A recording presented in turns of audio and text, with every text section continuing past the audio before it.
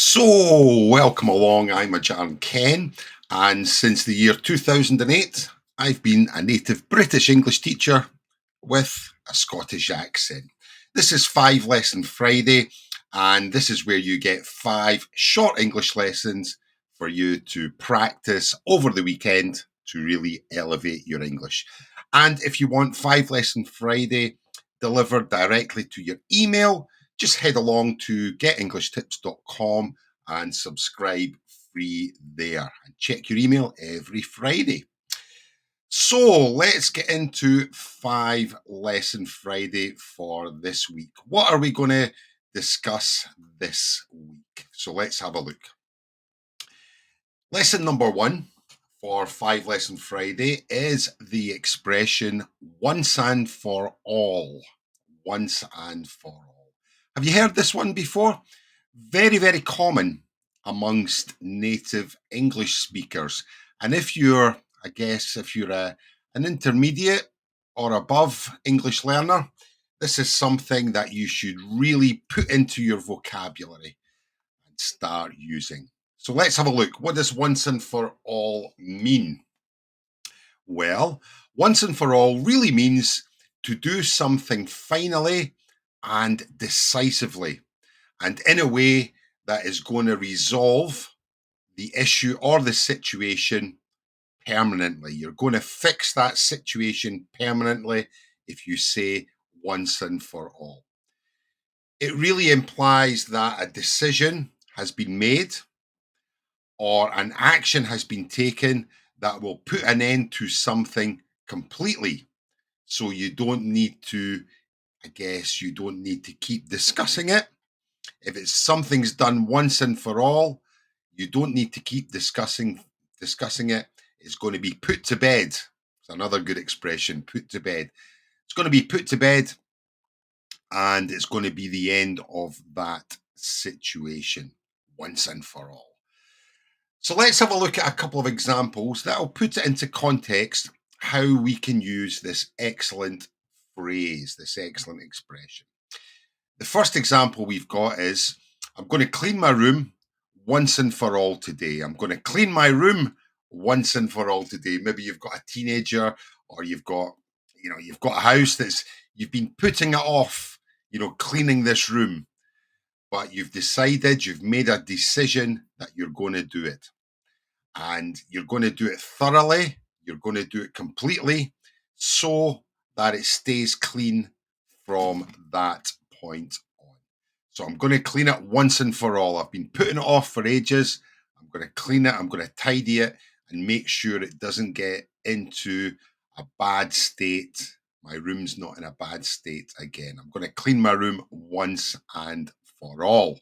I've made the decision that is going to really make sure that the room stays clean once and for all. So the second one, and probably the most common way that you will use it, is this sentence. Let's settle this argument once and for all. Let's settle this dispute. Let's settle this argument once and for all. And this means that you want to resolve the argument completely and decisively, so in the future we don't have the same argument. We don't have the same disagreements. We're going to settle this dispute once and for all. We don't want to have this dispute in the future. So that's probably one of the most common ways that we use it. Let's settle this argument once and for all. You say this, I say that. Okay, let's settle it once and for all. Let's make sure we never have this argument again. Let's completely and decisively resolve this dispute. So let's settle this argument once and for all. Really good example. The third example we've got, and again, a very, very common one, is I'm quitting smoking once and for all. This means you've taken the decision to stop smoking completely and permanently, and you're not going to start again. Can be used with any vice or any habit that you have that you want to change. I'm going to do this once and for all. I'm going to quit drinking once and for all. I'm going to quit smoking once and for all. I've made that decision decisively and thoroughly and completely. I'm not going to have it again.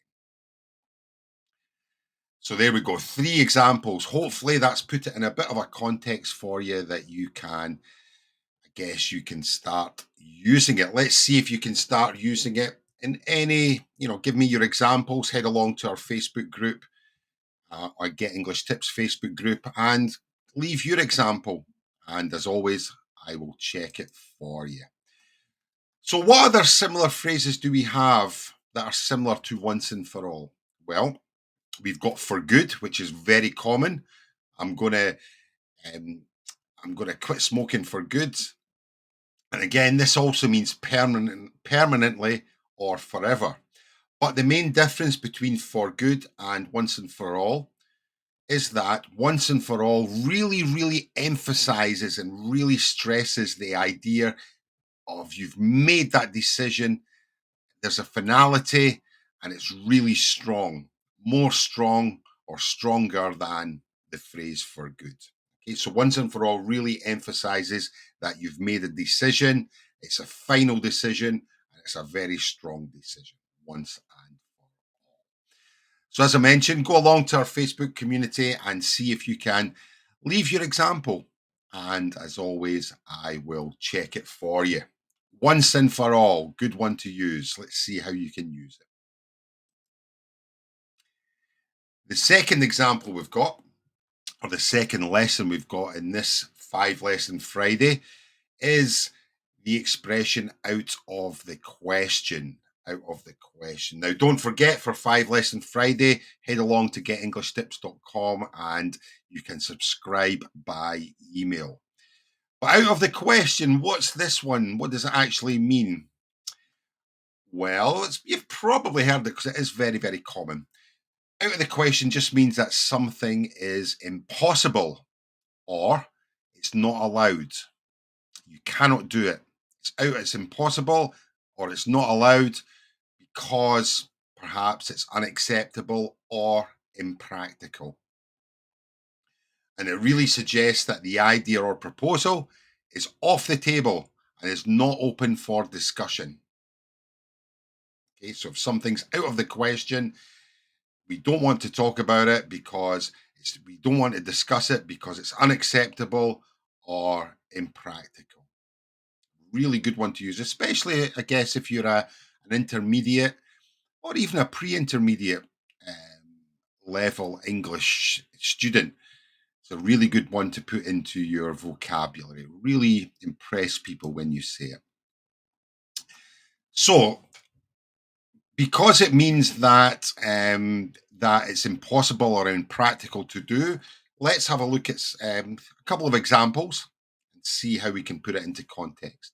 The first example for out of the question: I'm sorry, but going on vacation, going on holiday next week is out of the question. We simply cannot afford it. Can't go on holiday next week. It's out of the question because I cannot afford it. It's impossible because there's not enough money. So, as you can see there, we're really stressing the reason why you cannot do this activity. It's out of the question because we don't have enough money. Second example we've got is having a party while your parents are away. It's out of the question. We're not allowed to have this party. It's against the rules because our parents would not approve of it. So it's out of the question. Third example we've got is buying a car without test driving it first is out of the question. It's just not practical, is it? If you go and buy a car, you're going to test drive it. You wouldn't buy a car. It would be out of the question to buy a car and not test drive it, right? Because you're going to be spending a lot of money. So this is why we would use it here. Buying a car without test driving it first is out of the question. It's too risky to spend all that money and find out that the car doesn't run properly. So there's a couple of examples for out of the question. Let's see if you can make your own example. head along to our Facebook community, Get English Tips, and leave your example. And I will check it for you. You can type it, or you can drop a video, short video, and I'll listen to you. Practice speaking, very important. So, what other similar phrases or expressions can we use for out of the question? First one we've got, very similar, is not an option. Going on holiday is not an option because we don't have any money. Very similar. Going on holiday is not feasible. Very similar. So this is, not an option and not feasible. All express a similar idea of something being not possible or impractical. The main difference is out of the question really emphasizes that something is off the table and not open for discussion. Not open for discussion. Something's off the table. Another great phrase, just means we're not going to discuss it. So there we go. Examples for out of the question. As I mentioned, head along to the Get English Tips Facebook page. Leave your example, and as always, I will check it for you. Out of the question. Great one to use.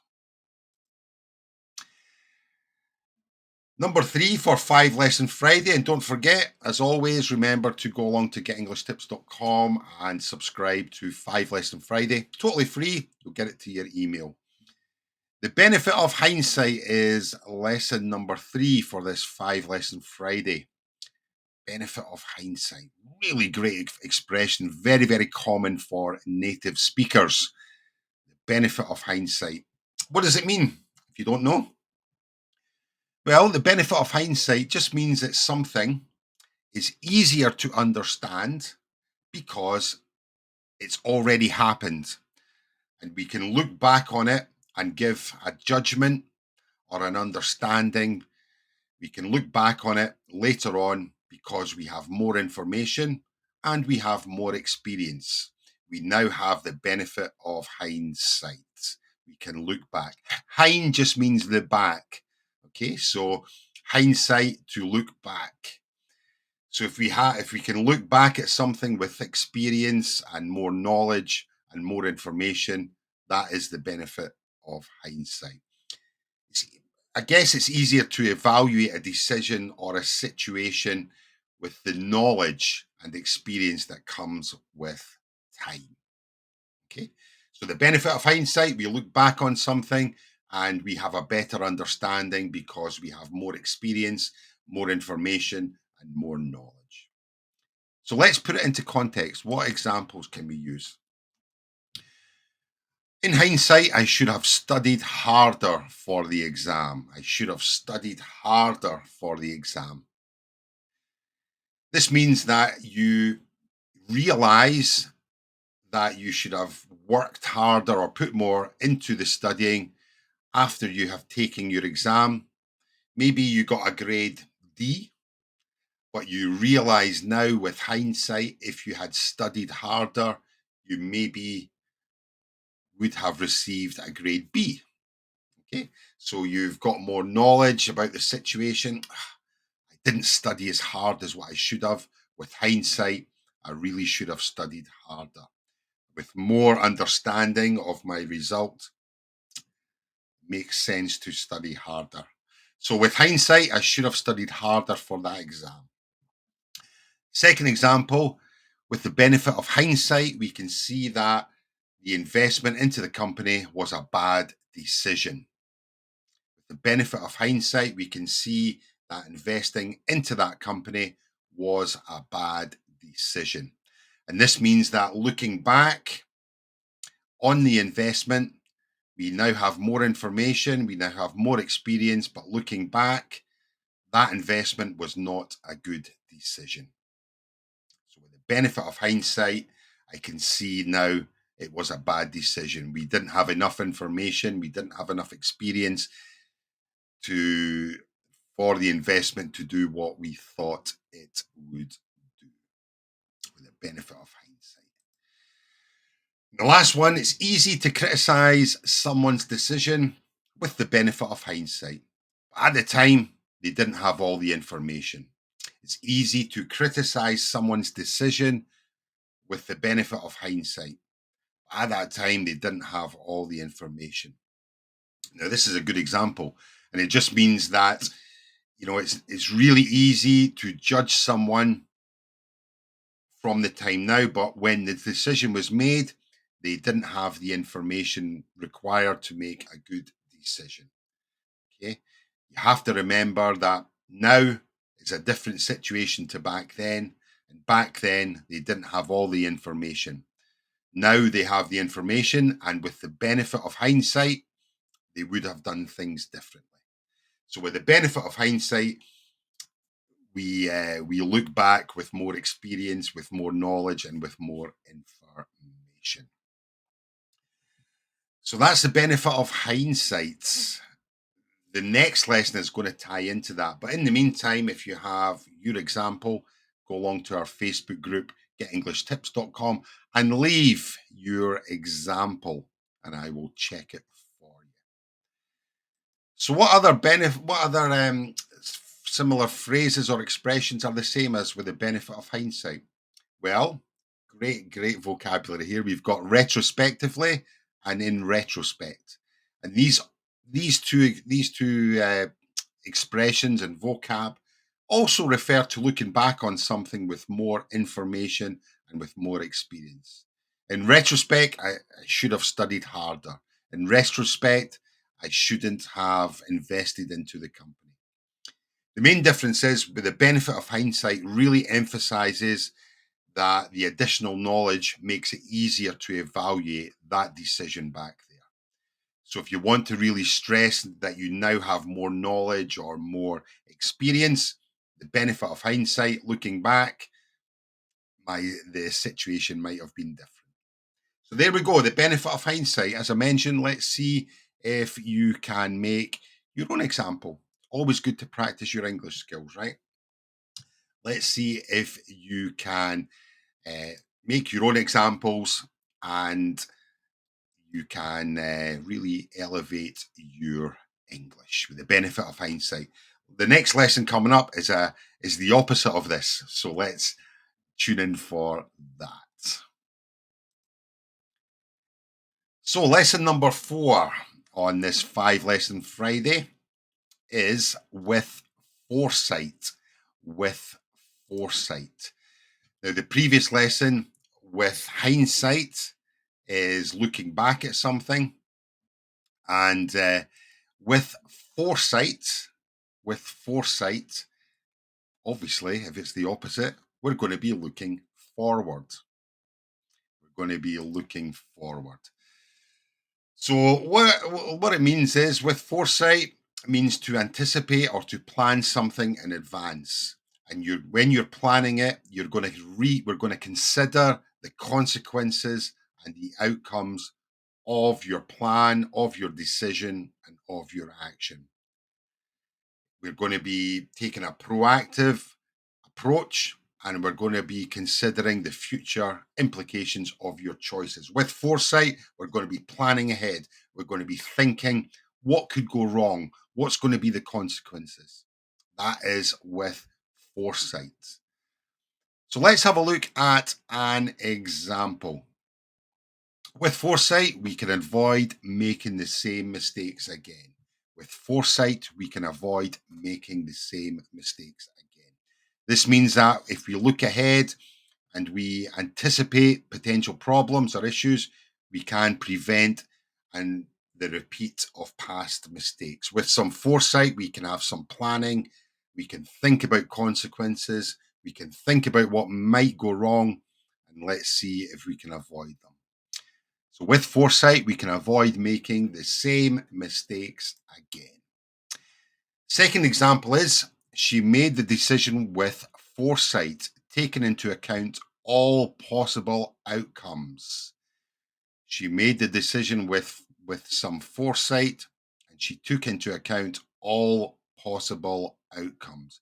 This means that the person made a decision after carefully considering the potential outcomes and consequences. She planned ahead. She thought what could go wrong, what could happen, and she made that decision with foresight. Okay, with foresight. Third one, he invested in the stock market with foresight. He considered the long term potential and the risks. This means that the person made the investment decision. They considered start again. They considered the risks. They considered the rewards. They considered the future, and this was a decision based on foresight. He invested in the stock market with some foresight. He considered the long term potential, the long term risks. He made a balanced decision. This is foresight. So there you go. Really good. So we've had hindsight there, hindsight earlier. Now this one is all about foresight. Let's see if you can make a couple of, your own example, and I'll check it for you. Head along to our Facebook group, Get English Tips, and we can check it for you. So what similar phrases should we have that are similar to with foresight? We've got proactively, with anticipation. Okay, with proactively and with anticipation.